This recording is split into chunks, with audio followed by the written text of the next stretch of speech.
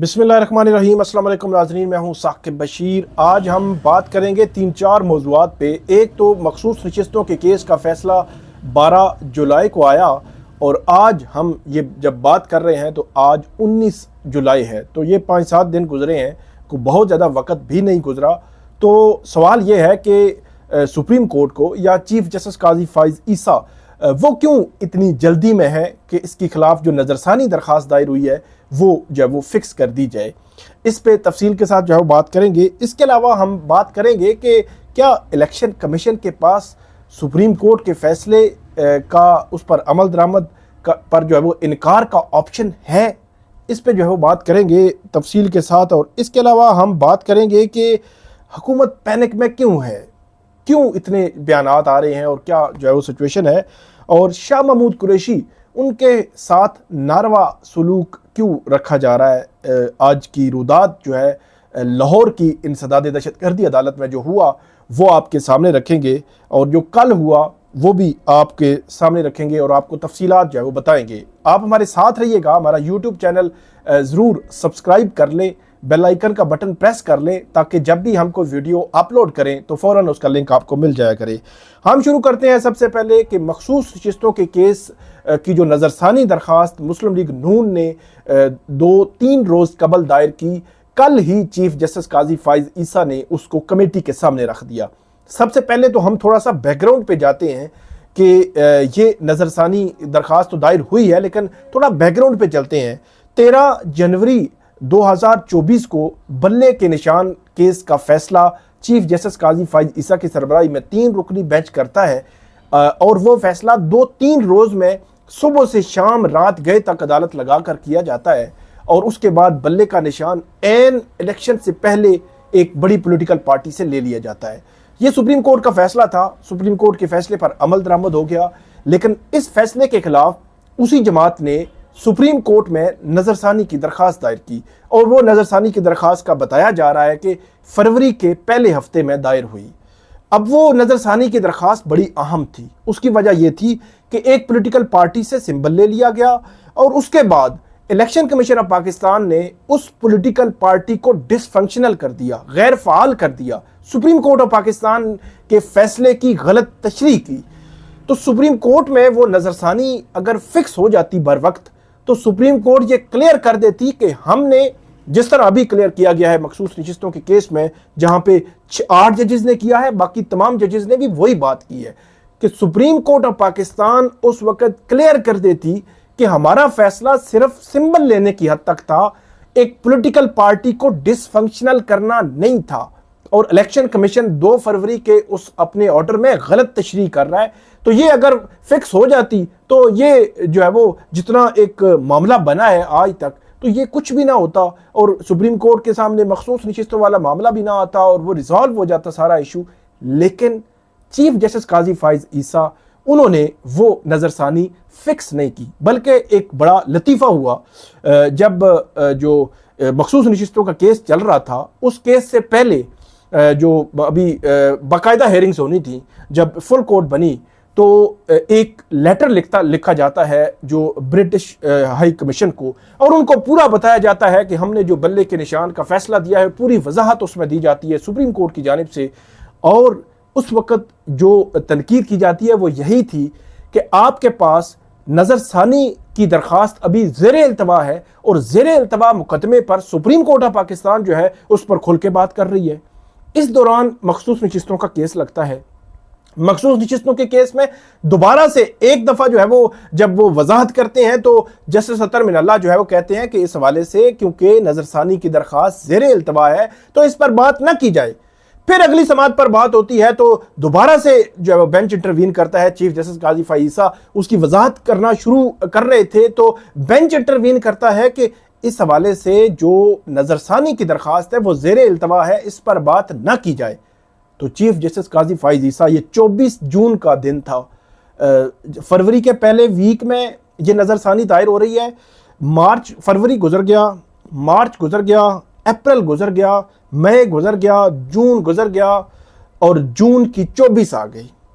24 जून को chief justice काजी फ़ाइज़ ईसा को जब उनके बेंच के मेंबर रोकते हैं कि इसमें नज़रसानी ज़ेरे इल्तवा है, अभी सुनी जानी है, तो इसलिए इस पे कमेंट ना किया जाए। तो उस वक्त चीफ जस्टिस ये रिमार्क्स देते हैं कि नज़रसानी दायर हो गई है, बताया ही नहीं आमिर खान साहब, आप बताते, वैसे तो आप जो है वो बताते होते हैं, कोई एप्लीकेशन दायर करते थे, अर्ली हियरिंग की दरख्वास्त दायर कर देते, आपने बताया ही नहीं है।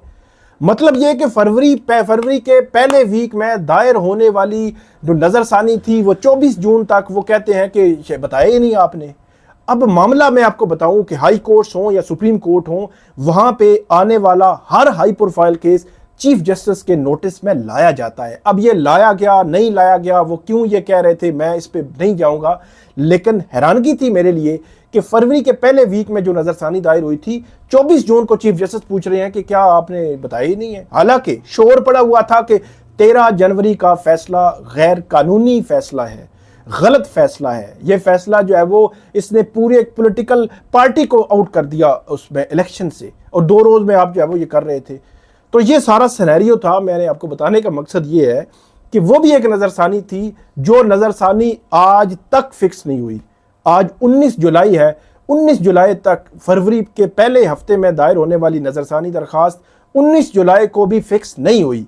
लेकिन 3 रोज कबल मुस्लिम लीग नून की जानिब से ये मखसूस नशिस्तों के केस का फैसला 12 जुलाई को आया है, और 15 या 16 जुलाई को उनकी जानिब से दायर होती है, और चीफ जस्टिस काजी फाइज ईसा कल जो है वो रात को उनकी जानिब से जो है वो जो कमेटी थी, 3 रुकनी कमेटी है supreme court practice and procedure act के तहत, उस कमेटी जिसमें चीफ जस्टिस काजी फाइज ईसा हैं, जस्टिस मुनीब अख्तर हैं, जस्टिस मंसूर अली शाह हैं, तो तीनों कमेटी जो है वो बैठी और उस पे उन्होंने रख दिया जी लगाएं इसको। हालांकि छुट्टियां हैं इलेक्शन सुप्रीम कोर्ट में, सुप्रीम कोर्ट के जजेस छुट्टियों पे जा चुके हैं।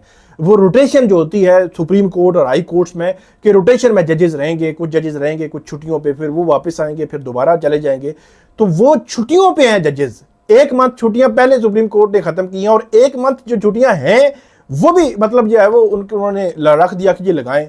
तो वहां पे फिर जो जजेस थे उनकी जानिब से ये जराए बताते हैं कि उन्होंने नहीं एग्री किया। उन्होंने कहा कि एक तो छुट्टियां हैं, जजेस हैं नहीं, और तफसीली फैसला भी नहीं आया।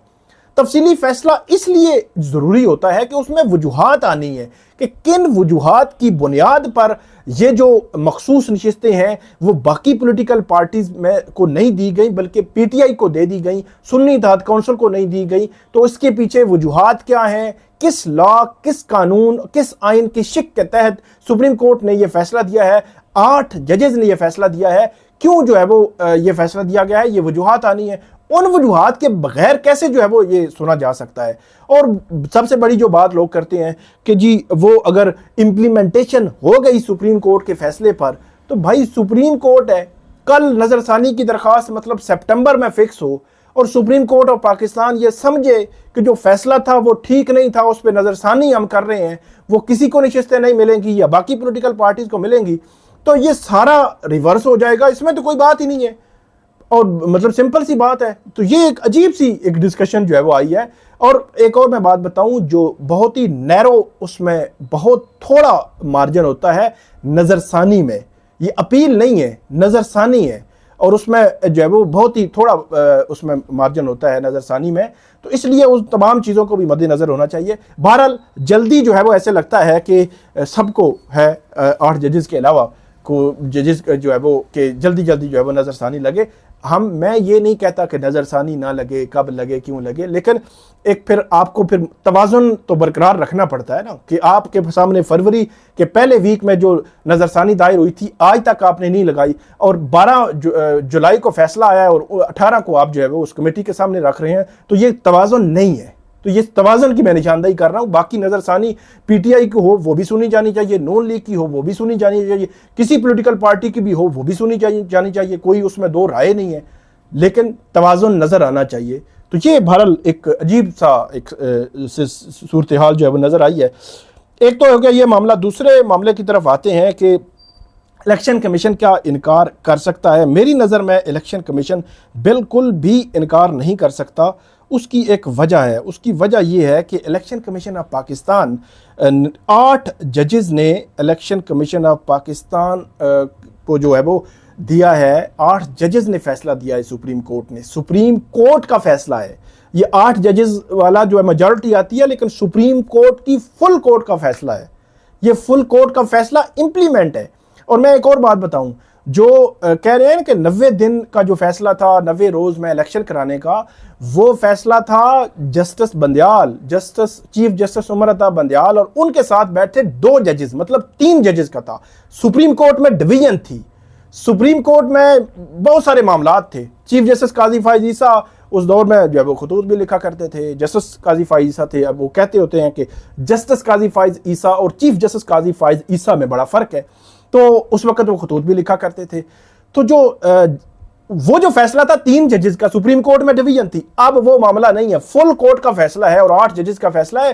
सो इलेक्शन कमीशन को हर हाल में उस पर अमल करना पड़ेगा, चाहे जाए कि नजरसानी में वो रिवर्स हो जाए, फैसला चेंज हो जाए, वो अलग बात है, लेकिन हर हाल में उस पर अमल करना पड़ेगा। एक बात ये मैंने सुनी कहीं से, ये कहा जा रहा है कि इलेक्शन कमीशन ऑफ पाकिस्तान शायद ऐसा कोई करे कि वजूहात आ जाए तो फिर हम उसको देखेंगे। भाई वजूहात क्या होती हैं?